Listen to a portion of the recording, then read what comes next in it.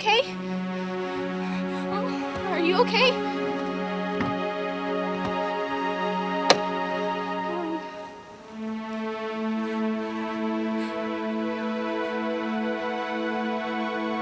Hello?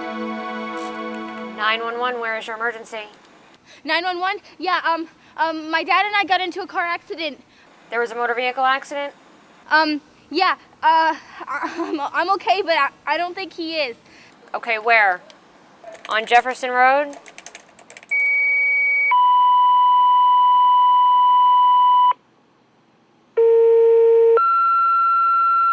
When somebody calls 911, your call is automatically transferred to the police department.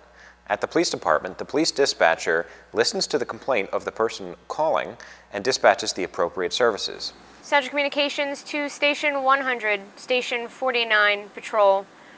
Respond, Jefferson Road, approximately 1/2 mile east of Shawks Crossing Road. Motor vehicle accident, car versus pole. At Station 100, Station 49, Patrol. Respond, Jefferson Road, 1/2 mile east of Shawks Crossing. Motor vehicle accident, car versus pole. 14 Central, I'll be around the motor vehicle accident on Jefferson. The initial call will come into our dispatch center via 911. Our dispatch will take the call, and then they'll dispatch us to the incident, which in this case is a motor vehicle collision. They'll dispatch the fire company, the ambulance service, and also the police department, which is myself. From wherever I'm at in patrol in town, I'll make my response using lights and sirens. Once I arrive on scene, my primary function is initially to protect the scene and make sure everybody at the scene is safe, and also any traffic in the area is diverted around the scene safely. From there, I'll approach the car, I'll speak to any witnesses, find out if there are any injuries, treat any injuries the best I can initially, and then advise the ambulance and also the responding fire company of the situation that I have. And in this incident, there was a single occupant of the car who was injured and trapped inside the car, and a passenger who was outside the car and uninjured.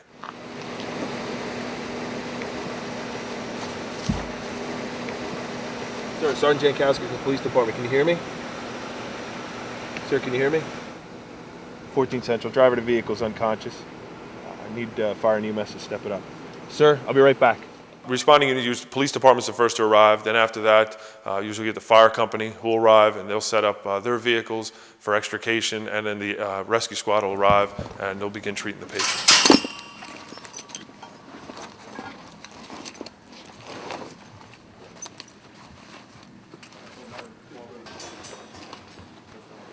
The way volunteers are summoned is with a pager. And generally speaking, we know that there's going to be either a bad accident or the possibility of a fire because we hear a second set of tones. So we hear both our tone go off and then the Plainsboro Rescue Squad tone. Then we know that an ambulance is always being sent, so the police dispatcher has either received calls that there's a bad accident or enough calls about smoke or somebody seeing a fire that we know we're likely to have a job and not just be responding to an alarm malfunction or something like that.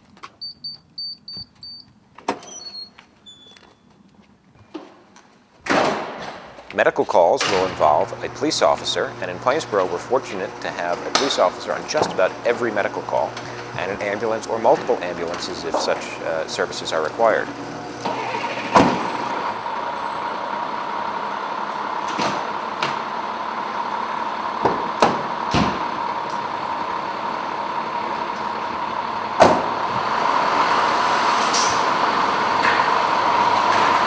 Many other calls, fire calls, automobile accidents, other calls like that will require a grouping of services, including a police officer, an ambulance or more than one ambulance, as well as fire services. When we receive a call for an accident, the first thing you start doing is start thinking about where it is and what's happened. Sometimes you just get the information that somebody might be trapped in a car. You start thinking about the location. You start thinking about the type of accident. Sometimes we know it's a head-on collision, so we know we're going to have a serious accident.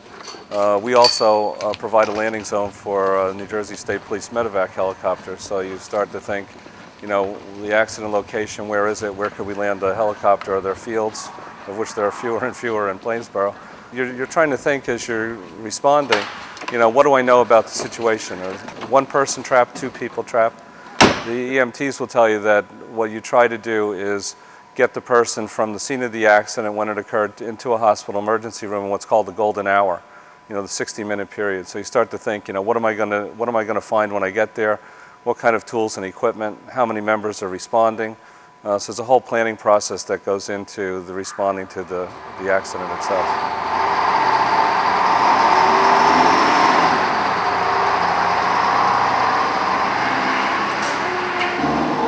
When we're dispatched to a call, particularly in this case a motor vehicle accident, some of the things that are running through your mind is, are we going to have enough personnel available to handle the call? Are we going to have enough resources available to handle the call? Or are we going to start calling in additional fire companies for assistance? A lot plays into it. Utility companies, are they going to be needed? Making sure that all the available resources are dispatched.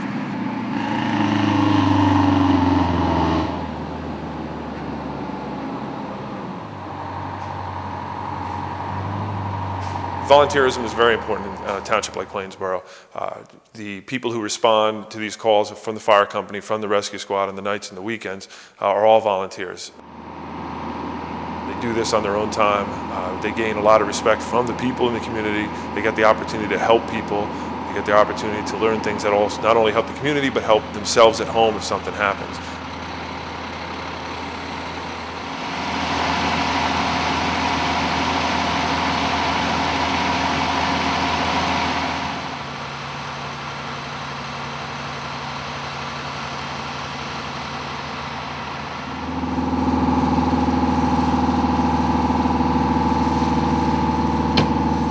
When I'm going to an accident call, I'm trying to think, okay, is there a pedestrian involved? How many vehicles are involved? What type of vehicle?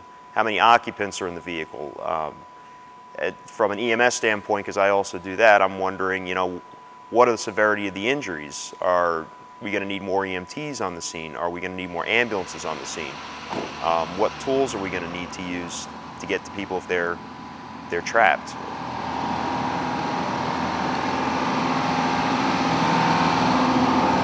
I joined the rescue squad at the urging of my daughter, who became an emergency medical technician at 16. I've stuck it out for a number of reasons. First is that my 50 closest friends are the other members of the squad. It's great. We have a diverse group with a lot of interests, but they're a wonderful group of people, and I'm proud to call them my friends.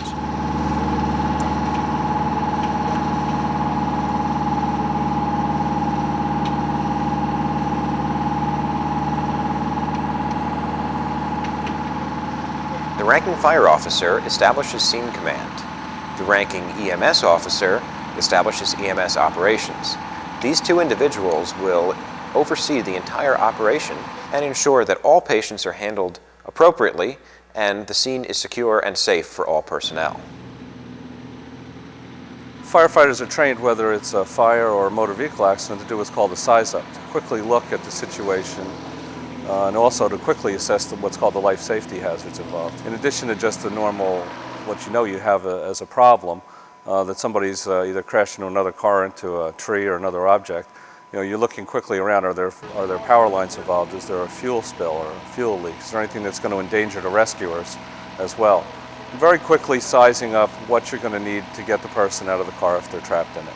Is this a simple matter of just spreading a door apart with one of our tools and popping the door to get them out? Or is this going to be an involved operation that you're going to have to cut off a roof or make a lot of other changes in what's happened to the vehicle in order to get the person out? Sir.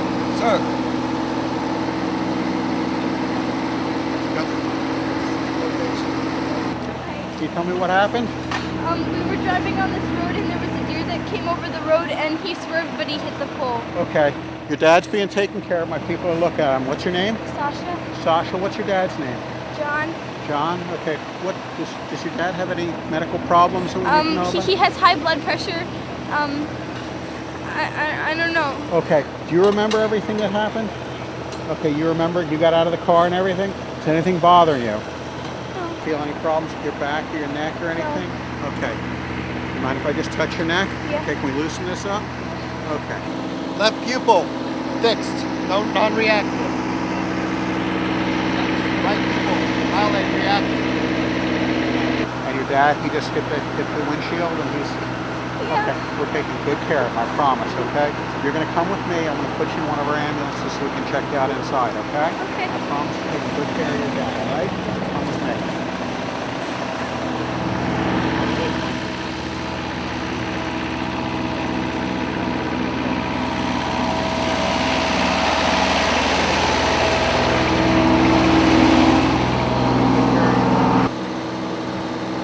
Pulse 120, ready. Breath sounds left lung.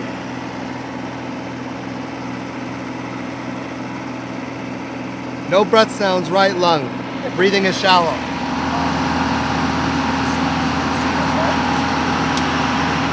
Come on in here. You're warm in here. Have a seat right here. Okay, Sasha? I know. Taking good care of your dad.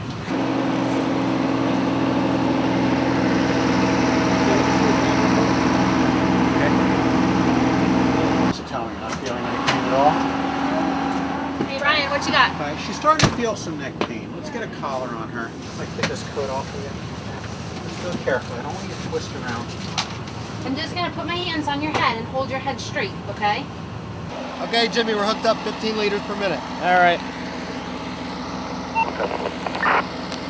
Medics are about 5 minutes out. Good. There we go. This collar's a little uncomfortable. Just be there to help hold your head nice and still, okay? There we go. Looks like a good fit. Okay. Sasha, you feel anything down here on your back? Does that hurt you at all? A little bit, but Okay. nothing bad. I'm gonna get a kid, Gordon. Okay. Just stay with her. Okay. Okay. Very.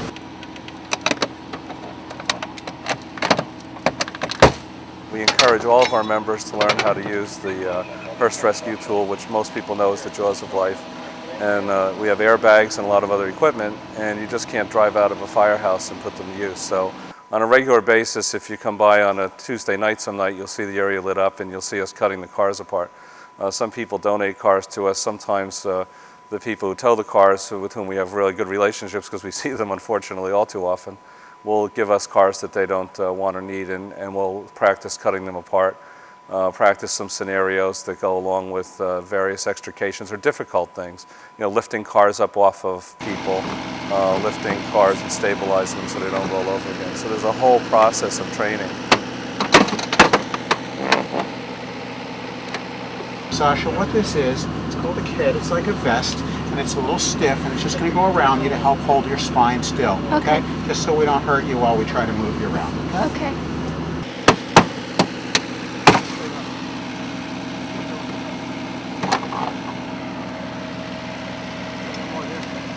No, this is uncomfortable, Sasha. This is for your protection.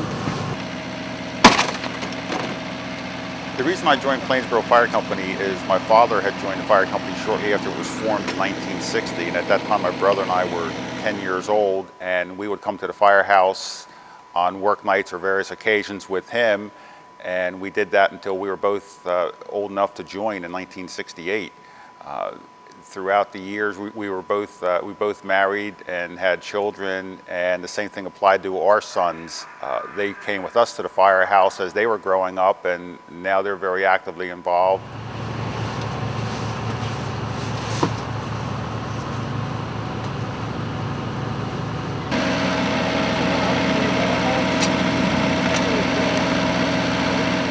Okay, Jimmy, we're good to roll.